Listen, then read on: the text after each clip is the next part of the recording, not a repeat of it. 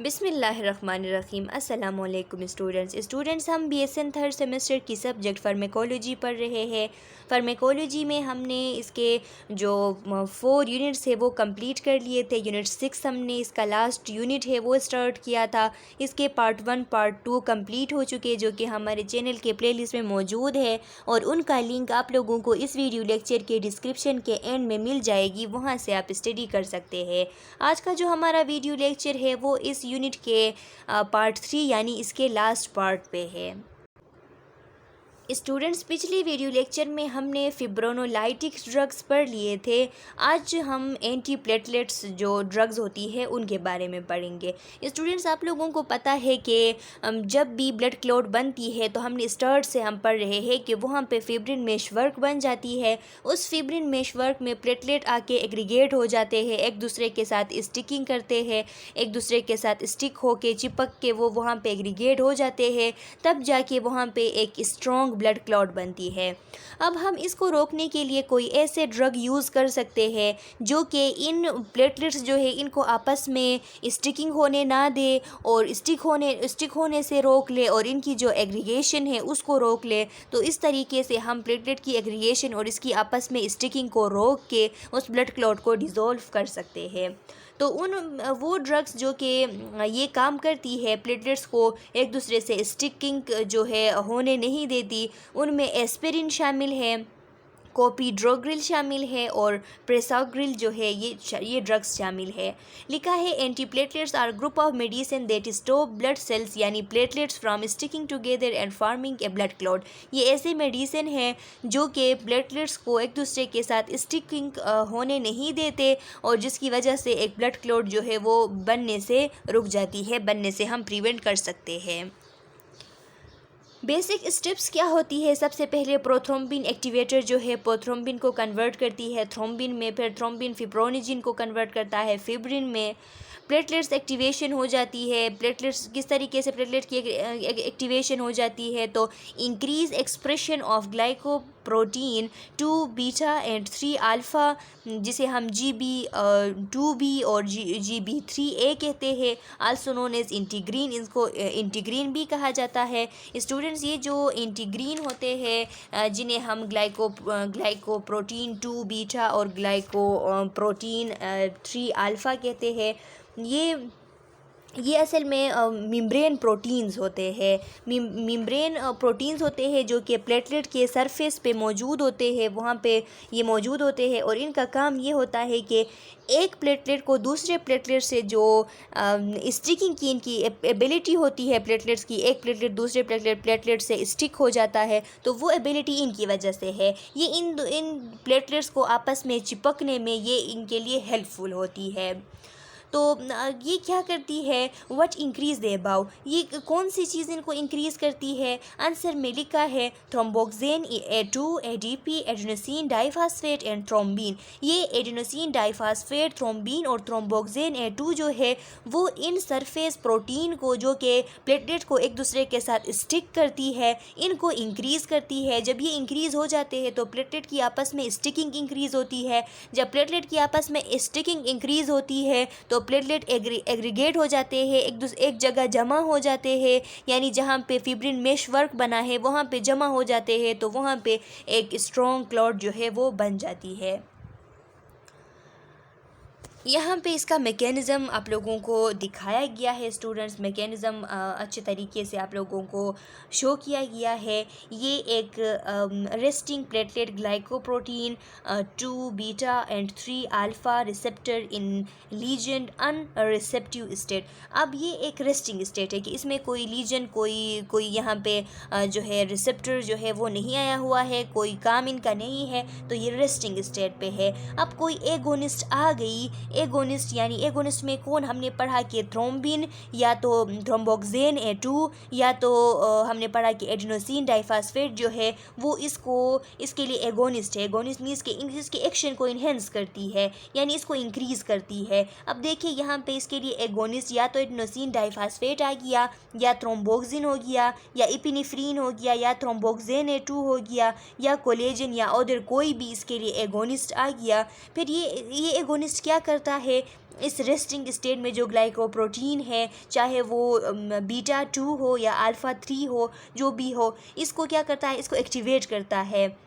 Activated platelet glycoprotein 2 beta 3 alpha receptor in ligand receptive site. अब ये legion के जो इसकी लीजन आया हुआ है, इसके रिसेप्टिव साइट में ये अब एक्टिव होके खड़ा है, एक्टिवेट हो गया है। आप देख सकते हैं ये इनएक्टिव फॉर्म थी और ये इसकी एक्टिव फॉर्म है।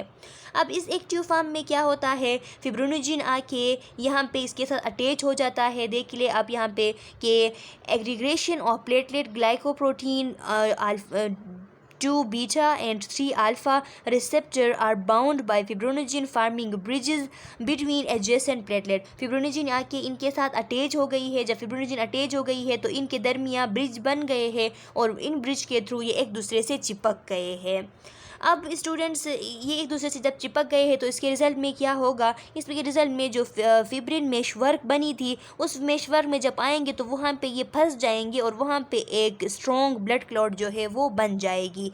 अब हम कोई ऐसे ड्रग यूज़ कर सकते हैं जो कि आके यहाँ पे इसकी जो बाइंडिंग थी फिब्रोनोजिन के साथ, जिसके थ्रू ये ब्रिजेस बन के एक दूसरे के साथ चिपक रहे थे, तो इस बाइंडिंग साइट को हम ब्लॉक कर सकते हैं। कोई ऐसी चीज़ कोई ऐसी ड्रग हम एडमिनिस्टर कर सकते हैं जो कि आके फिब्रोनोजिन की जगह इनके साथ बाइंड बना ले, तो ये इनकी जो फंक्शन है वो स्टॉप हो जाएगी। फॉर एग्ज़ाम्पल यहाँ पे आप देख सकते हैं कि glycoprotein 2 beta and 3 alpha receptor antagonist हमने दिया है कि ये आके अब ये एगोनिस्ट थे इनके एक्शन को इंक्रीज़ करके इसको फिब्रोनोजिन के साथ बाइंडिंग करके फिर ये ब्लड क्लॉट के लिए यहाँ पे एग्रीगेट हो गए थे। अब हमने क्या किया, हमने एक एंटागोनिस्ट दिया इन रिसेप्टर्स के लिए। तो ये एंटागोनिस्ट जो कि ग्रीन कलर की है, ये आके इनके साथ अटैच हो गई। जब ये अटैच हो जाती है तो क्या होता है, inhibition of platelet aggregation glycoprotein 2 beta and 3 alpha receptor bound by antagonist. अब ये ग्लाइकोप्रोटीन की जो 2 बीटा और अल्फ़ा दोनों रिसेप्टर्स है, ये इनको एंटागोनिस्ट ने ब्लॉक किया हुआ है। तो जब ब्लॉक किया हुआ है तो यहाँ पे फिब्रोनोजिन अटैच नहीं हो सकती। जब फिब्रोनोजिन अटैच नहीं होती तो यहाँ पे ब्रिजेस नहीं बनते। जब ब्रिजेस नहीं बनते तो ये एक दूसरे के साथ इनकी जो एबिलिटी है स्टिकिंग होने की वो ख़त्म हो जाती है और यहाँ पे इनकी एग्रीगेशन जो है वो नहीं होती। तो इस तरीके से हम ब्लड क्लॉटिंग को, प्लेटलेट की एक्टिवेशन को स्टॉप करके रोक सकते हैं। अच्छा स्टूडेंट्स, ये एक यहाँ पे मैकेनिज़्म आपको दिखाया गया है, एक और मैकेनिज़्म कि यहाँ पे ये जो एडिनोसिन डाइफास्फेट है, इसके थ्रू थ्रोम्बिन के थ्रू, थ्रोम्बोक्सिन A2 के थ्रू, इन सब के थ्रू क्या होता है, ये जो ग्लाइकोप्रोटीन 2 बीटा और 3 अल्फ़ा है, ये एक्टिव हो जाती है। और जब ये एक्टिव हो जाती है तो फिब्रोनोजिन इसके साथ अटैच होता है। फिब्रोनोजिन जब इसके साथ अटैच होता है तो प्लेटलेट की एग्रीगेशन होती है। अब हमने कोई ड्रग एडमिनिस्टर किया जो कि एडीपी रिसेप्टर एंटागोनिस्ट है, क्लोपिडोग्रेल है या प्रेसाउग्रेल है, इन दोनों में से जो भी है, ये दोनों एडीपी रिसेप्टर एंटागोनिस्ट है, ये हमने एडमिनिस्टर किया। तो यहाँ पे ये जो P2Y12 है, ये एडीपी की रिसेप्टर है, ये आके इसके साथ अटैच हो जाते हैं। ये क्लोपिडोग्रेल या प्रेसाउग्रेल जो है आके अटैच हो जाते हैं। जब इसके साथ अटैच हो जाते हैं तो एडीपी जो है वो अटैच नहीं हो पाती, और जब एडीपी अटैच नहीं हो पाती तो ये एंटागोनिस्ट थी। ये GB2 बीटा और GB3 अल्फ़ा जो है इनके लिए एगोनिस्ट थी, जो इसको इन्हेंस करती थी, इसके एक्टिवेशन को, तो ये रुक जाती है। इसी तरह अगर हमने कोई थ्रोम्बोक्सिन इनहिबिटर दिया, फॉर एग्जांपल थ्रोम्बोक्सिन इनहिबिटर में हमारे साथ एस्पिरिन है, एस्पिरिन हमने एडमिनिस्टर किया, तो एस्पिरिन आके ये जो थ्रोम्बोक्सिन A2 रिसेप्टर है, TXA2 रिसेप्टर जो है, इसको ब्लॉक कर लेती है। जब ये ब्लॉक हो जाती है तो ये थ्रोम्बोक्सिन जो है एज एगोनिस्ट काम करती थी इनको एक्टिवेट करने के लिए, तो अब ये इनको एक्टिवेट नहीं कर सकती। तो ये जब एक्टिवेट नहीं होती तो एग्रीगेशन जो है वो स्टॉप हो जाती है। तो इस तरीके से हम रोक सकते हैं। इसके अलावा थ्रोम्बिन जो है, इसके लिए हम एंटागोनिस्ट दे सकते हैं कि थ्रोम्बिन का जो रिसेप्टर है इसके साथ अटैच हो और इसको एक्टिव ना करे। जब ये इनएक्टिवेट होगी तो फिर ये इसको भी एक्टिव नहीं कर पाएगी। जब ये जो है ग्लाइकोप्रोटीन 2 बीटा और 3 अल्फ़ा एक्टिवेट नहीं होगी तो फिब्रोनोजिन अटैच नहीं हो सकती, और फिब्रोनोजिन जब अटैच नहीं होगी तो प्लेटलेट की एग्रीगेशन नहीं होगी, और प्लेटलेट की एग्रीगेशन जब नहीं होगी तो ब्लड क्लॉट भी नहीं बनेगी। adenosine diphosphate. Under normal condition, platelets circulate in the blood freely and without interaction with one another. अब ये जो नॉर्मल कंडीशन होता है तब प्लेटलेट्स जो है वो ब्लड में सर्कुलेट करती है, फ्रीली सर्कुलेट करती है, वो एक दूसरे के साथ एग्रीगेट नहीं होती, एक दूसरे के साथ स्टिक नहीं होती, फ्रीली वो मूव करती है ब्लड में। ADP is stored in inside platelet and is released upon platelet activation. ADP जो है वो inside platelet जो है वो स्टे करती है, वहाँ पे स्टोर्ड होती है, लेकिन जब प्लेटलेट की एक्टिवेशन हो जाती है तो उस टाइम ये रिलीज़ होती है। ADP interact with a family of ADP receptor found on platelet P2Y12 which lead to platelet aggregation. अब ADP जब रिलीज़ हो जाती है तो ये जाके ADP जो है जब प्लेटलेट एक्टिव हो जाते हैं तो ये रिलीज़ हो जाती है। जब ये रिलीज़ हो जाती है तो इसके ADP के एक फैमिली ऑफ रिसेप्टर है जिनको हम P2Y12 के नाम से जानते हैं, तो ये जाके उनके साथ अटैच होती है। जब उनके साथ अटैच हो जाती है तो प्लेटलेट्स को एग्रीगेट करती है। अब थ्रोम्बोक्सेन क्या है, थ्रोम्बोक्सेन A2 क्या है, तो लिखा है thromboxane A2 is a type of thromboxane that is produce by activated platelet and has prothrombotic properties. अब जिस तरह जब प्लेटलेट एक्टिवेट हो जाते हैं तो वहाँ से एडिनोसिन डाइफॉस्फेट रिलीज़ होती है, इसी तरह जब प्लेटलेट एक्टिवेट हो जाते हैं यानी जब कोई इंजरी हो जाती है, कट लग जाती है, तो प्लेटलेट एक्टिव होकर उस जगह की तरफ मूवमेंट करते हैं। जब मूवमेंट करते हैं तो उस टाइम जिस तरीके से ये एडिनोसिन डाइफॉस्फेट रिलीज़ होती है, इसी तरीके से थ्रोम्बोक्सेन A2 भी रिलीज़ होती है। थ्रोम्बोक्सेन A2 जो है ये अब इसका काम क्या होता है, तो इसके ऐसे प्रॉपर्टीज़ होते हैं कि ये प्रोथ्रोम्बोटिक प्रॉपर्टीज़ इसके होते हैं, यानी प्रोथ्रोम्बिन के जैसे इसके प्रॉपर्टीज़ होते हैं। प्रोथ्रोम्बिन का क्या काम है कि वो ब्लड क्लॉटिंग में हेल्पफुल है, तो ये भी ब्लड क्लॉटिंग में हेल्पफुल होते हैं। It stimulate activation of new platelet as well as increase platelet aggregation. ये जो दूसरे प्लेटलेट्स है उसको भी एक्टिव करती है, उसके एक्टिवेशन में हेल्पफुल होती है, उसको एक्टिवेशन को स्टिमुलेट करती है और जो प्लेटलेट की एग्रीगेशन है उसको भी इंक्रीज़ करती है। This is achieved by increasing expression of glycoprotein complex GP यानी ग्लाइकोप्रोटीन 2 बीटा एंड 3 अल्फ़ा। अब ये किस तरीके से न्यू प्लेटलेट को एक्टिवेट और जो यहाँ पे प्लेटलेट्स थे उनकी एग्रीगेशन किस तरीके से इंक्रीज़ करती है, ये जाके जो एक्सप्रेशन होते हैं ग्लाइकोप्रोटीन कम्प्लेक्स के जिसे GP 2 बीटा और 3 अल्फ़ा हम कहते हैं, उसको इंक्रीज़ करती है। अब जब वो इंक्रीज़ हो जाते हैं तो हमने आगे हम पढ़ के आ चुके हैं कि जब GB2 बीटा और GB3 अल्फ़ा जो है ये जब एक्टिव हो जाते हैं तो ये ऐसे प्रोटीन है कि ये प्लेटलेट को आपस में चिपका देते हैं। तो ये जब प्लेटलेट को आपस में चिपका देते हैं तो उसकी एग्रीगेशन जो है वो इंक्रीज़ खुद ब खुद हो जाती है।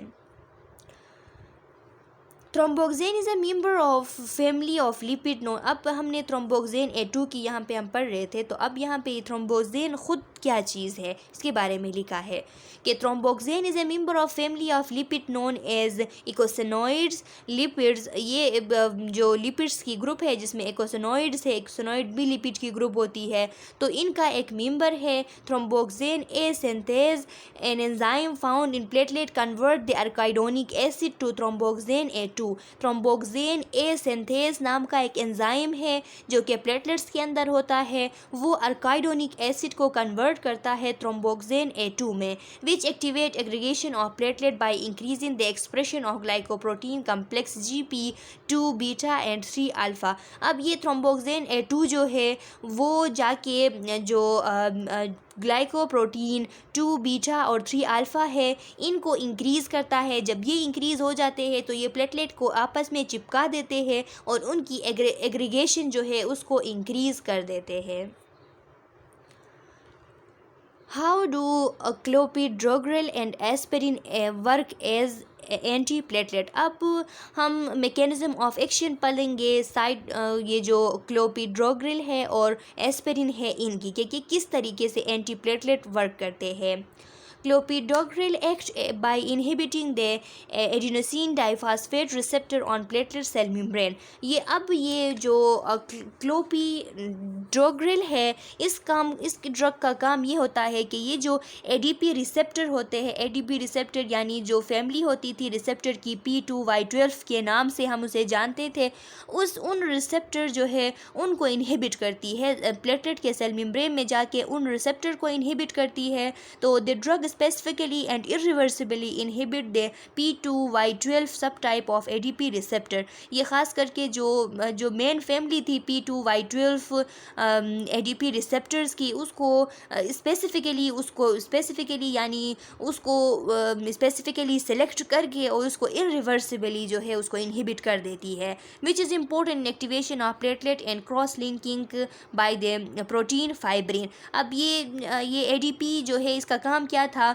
ये प्लेटलेट को एक्टिवेशन प्लेटलेट्स की करती थी और इसके साथ साथ जो प्रोटीन फाइब्रिन है उसके साथ इनको क्रॉस लिंक करती थी प्लेटलेट्स की। तो ये अब रुक जाती है क्योंकि एडीपी जो है इसके रिसेप्टर्स जो है वो ब्लॉक हो गए। अब इस रिसेप्टर्स के साथ जब ये बाइंडिंग नहीं हो पाएंगे तो फिर इनका कोई काम, ये कोई किसी काम के लायक नहीं होते। तो इस वजह से ये इस तरीके से प्लेटलेट की एग्रीगेशन और जो क्रॉस लिंकिंग है प्रोटीन फाइब्रिन के साथ, ये इस तरीके से रुक जाती है, इनहिबिट हो जाती है। Aspirin in lower doses 75 to 150 mg exert antiplatelet effect by prevent the synthesis of thromboxane A2 by inhibiting thromboxane A। अब एस्पिरिन किस तरीके से काम करती है? एस्पिरिन जब लोअर डोजेज में हम देते हैं 75 to 150 mg, तो ये अपना जो एंटीप्लेटलेट इफेक्ट है वो इस तरीके से एक्सर्ट करती है कि जाके थ्रोम्बोक्सेन A2 जो है उसको बनने नहीं देती, उसकी सिंथेसिस को रोक देती है। किस तरीके से? थ्रोम्बोक्सेन ए जो है उसको इनहिबिट करती है। जब थ्रोम्बोक्सेन ए इनहिबिट हो जाती है तो फिर थ्रोम्बोक्सेन A2 भी नहीं बन सकती, और जब थ्रोम्बोक्सेन A2 नहीं बनेगी तो प्लेटलेट की जो फर्दर एक्टिवेशन थी और जो GB2 बीटा और GB3 अल्फ़ा की जो इंक्रीजमेंट थी, उनकी जो है उनकी इंक्रीजमेंट थी, उनके थ्रू जो प्लेटलेट्स का चिपकना था वो सब कम हो जाएंगे, जिसकी वजह से क्लॉट जो है वो नहीं बनेगी या बनी हुई क्लॉट जो है डिज़ोल्व हो जाएगी। यहाँ पे आप लोगों को मैकेनिज़्म दिखाया गया है स्टूडेंट्स के, किस तरीके से ये मैकेनिज़्म एस्पिरिन अपना फंक्शन करता है। ये सबसे पहले आप लोग जो है ये नॉर्मल फिजियोलॉजी देख ले कि नॉर्मल फिजियोलॉजी में क्या होता है। आर्कोइडोनिक एसिड होता है, आर्कोइडोनिक एसिड पे साइक्लोऑक्सीजिनेज 1 ये एक एंजाइम होता है, COX-1 एंजाइम जिसे हम कहते हैं। ये आर्कोइडोनिक एसिड पे एक्ट करता है जिससे प्रोस्टाग्लैंडिन्स बनते हैं, और फिर प्रोस्टाग्लैंडिन्स पे थ्रोम्बोक्सेन सिंथेज एक एंजाइम होता है, ये प्रोस्टाग्लैंडिन्स पे एक्ट करता है जिसके थ्रू थ्रोम्बोक्सेन A2 जिससे रिलीज़ होती है, और थ्रोम्बोक्सेन A2 जब रिलीज़ होती है तो ये आके प्लेटलेट की एग्रीगेशन करती है और जिससे ब्लड क्लॉट जो है वो बन जाती है, ब्लड क्लॉट स्ट्रॉन्ग होती है। अब जब हम ये जो एस्पिरिन है ये एडमिनिस्टर करेंगे तो एस्पिरिन क्या करेगी? एस्पिरिन आके ये जो साइक्लोऑक्सीजिनेज एंजाइम है इसको इनहिबिट करेगी। जब साइक्लोऑक्सीजिनेज एंजाइम इनहिबिट हो जाएगी, साइक्लोऑक्सीजिनेज एंजाइम यहाँ से साइक्लोऑक्सीजिनेज एंजाइम स्टूडेंट्स इनहिबिट हो जाएगी, तो फिर आगे का जो प्रोसेस है कि यहाँ पे आर्कोइडोनिक एसिड से प्रोस्टाग्लैंडिन, फिर प्रोस्टाग्लैंडिन पे थ्रोम्बोक्सेन सिंथेज एक्ट करके थ्रोम्बोक्सेन A2 बनाती थी, तो ये प्रोसेस रुक जाएगी और थ्रोम्बोक्सेन A2 नहीं बनेगी। थ्रोम्बोक्सेन A2 नहीं बनेगी तो प्लेटलेट की जो एक्टिवेशन है, उनकी एग्रीगेशन है वो रुक जाएगी। जब प्लेटलेट की एक्टिवेशन, उनकी एग्रीगेशन रुक जाएगी तो जो ब्लड क्लॉट बनी थी वो डिज़ोल्व हो जाएगी और ये प्रोसेस इस तरीके से रुक जाती है। इसके अलावा यहाँ पे अगर हम जो साइक्लोपीडोग्रिल है इसकी मोड ऑफ एक्शन अगर हम देख ले तो ये क्या करती है, ये नॉर्मली क्या होता है स्टूडेंट्स, नॉर्मली ये जो एडीपी होता है ये आके अटैच होता है अपने रिसेप्टर्स से। इसके रिसेप्टर्स जो यहाँ पे मौजूद है P2Y12 सब टाइप रिसेप्टर्स एडिनोसिन ट्राइफॉस्फेट के, इनके साथ अटैच हो जाती है, और जब इनके साथ अटैच हो जाती है तो ये फिर एक्टिवेशन करती है ग्लाइकोप्रोटीन 2 बीटा और 3 अल्फ़ा कम्प्लेक्स की, तो इनके थ्रू जब इनको एक्टिवेट कर लेती है तो इसके थ्रू ब्लड क्लॉटिंग हो जाती है। अब अगर हमने एडमिनिस्टर किया, हमने यहाँ पे साइड ये जो क्लोपिडोग्रेल है इसको एडमिनिस्टर किया, तो ये सबसे पहले अपने एक्टिव मेटाबोलाइट में कन्वर्ट होती है, यानी एक्टिव फॉर्म में कन्वर्ट होती है। एक्टिव फॉर्म में जब कन्वर्ट होती है तो ये आके यहाँ पे जो रिसेप्टर थे P2Y12 रिसेप्टर, इनके साथ ADP की जगह क्लोपिडोग्रेल एक ड्रग है वो अटैच हो जाती है। जब वो अटैच हो जाती है तो आगे की जो एक्टिवेशन थी ADP के थ्रू प्लेटलेट्स की वो नहीं होती, यानी जो GP जो ग्लाइकोप्रोटीन 2 बीटा और 3 अल्फ़ा कम्प्लेक्स है, ये इनकी एक्टिवेशन नहीं होती। जब इनकी एक्टिवेशन नहीं होती तो प्लेटलेट एग्रीगेट नहीं होते। जब प्लेटलेट एग्रीगेट नहीं होते तो ब्लड क्लॉटिंग भी रुक जाती है। तो इस तरीके से ये जो एस्पिरिन है और क्लोपिडोग्रेल है ये अपना मैकेनिज़्म ऑफ एक्शन सरंजाम देती है।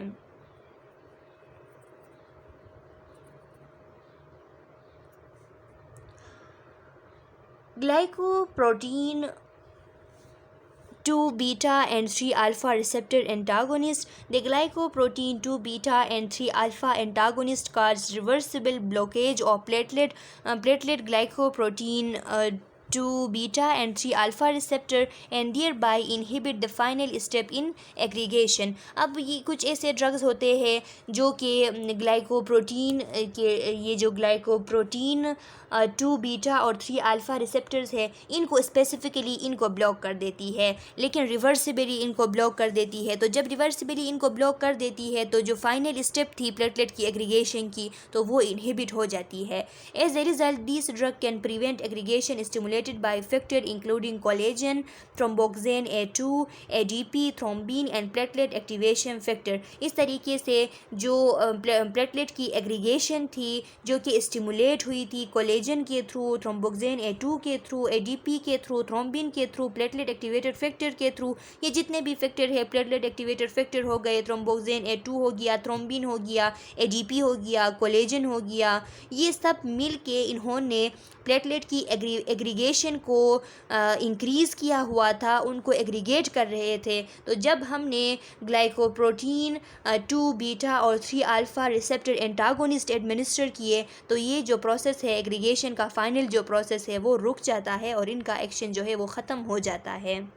वो ड्रग्स जो कि ग्लाइकोप्रोटीन 2 बीटा और 3 अल्फ़ा रिसेप्टर एंटागोनिस्ट है उनमें एप्सिजिमेब, टिरोफिबेन और जिसको हम एग्रेस्टेट के नाम से भी आता है ये यूज़ करते हैं। तो ये वो ड्रग्स है स्टूडेंट्स, आपने ये याद रखने हैं।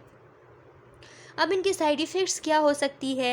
हेडेक या डिज़नेस हो सकती है, नोज़िया, डायरिया, कॉन्स्टिपेशन हो सकती है, इंडाइजेशन हो सकती है, डिस्पेप्सिया जिसे हम कहते हैं, स्टमक एक या एब्डोमिनल एक हो सकती है, नोज़ ब्लीडिंग हो सकती है या जो है ब्लीडिंग की जो टेंडेंसी है वो इंक्रीज़ हो सकती है। अच्छा स्टूडेंट्स, अब एक ड्रग है ट्रांजेमिक एसिड के नाम से आता है, ट्रांजेमिक एसिड के नाम से या क्लोट्रेन MF जो कि एक ब्रांड नेम है इस नेम से आती है। अब इसकी मैकेनिज़्म ऑफ एक्शन क्या है स्टूडेंट्स? अभी तक हम पढ़ रहे थे कि जितने भी अभी तक हमने ड्रग्स पढ़ रहे थे सब हम जो क्लोटिंग है उसको रोकने के लिए ब्लड को थिन करने के लिए हम ड्रग्स पढ़ रहे थे। अब ये जो ट्रांजेमिक एसिड है ये एंटी फिब्रिनोलाइटिक ड्रग है जो कि कम्पिटिटिवली ब्लॉक करती है जो प्लाज्मिनोजिन जो कि प्लाज्मिन में कन्वर्ट होती थी और फिर प्लाज्मिन जो है वो फिब्रिन जो मेशवर्क बनी थी उसकी लाइसिस करती, उसको ये जो है रोक देती है। ये उस टाइम यूज़ करते हैं जब कोई सीवियर ब्लीडिंग होती है, ब्लीडिंग टेंडेंसी जो है वो इंक्रीज़ हो जाती है, नोज़ ब्लीडिंग हो रही हो या टूथ जब निकाल रहे हो तो उससे ब्लीडिंग हो रही हो या सर्जरी के वक्त यूज़ किया जाता है ताकि जो है ओवर ब्लीडिंग होने से रोका जाए। इसकी मैकेनिज़्म ऑफ एक्शन क्या है? Tranexamic acid is an anti fibrinolytic drug that competitively inhibit the activation of plasminogen to plasmin. ये एक एंटी फिब्रिनोलाइटिक ड्रग है जो कि कम्पिटिटिवली यानी कम्पीट करके प्लाज्मिनोजिन जो है उसको कन्वर्ट होने नहीं देती प्लाज्मिन में, प्लाज्मिनोजिन की जो कन्वर्जन है प्लाज्मिन में उसको इनहिबिट कर लेती है।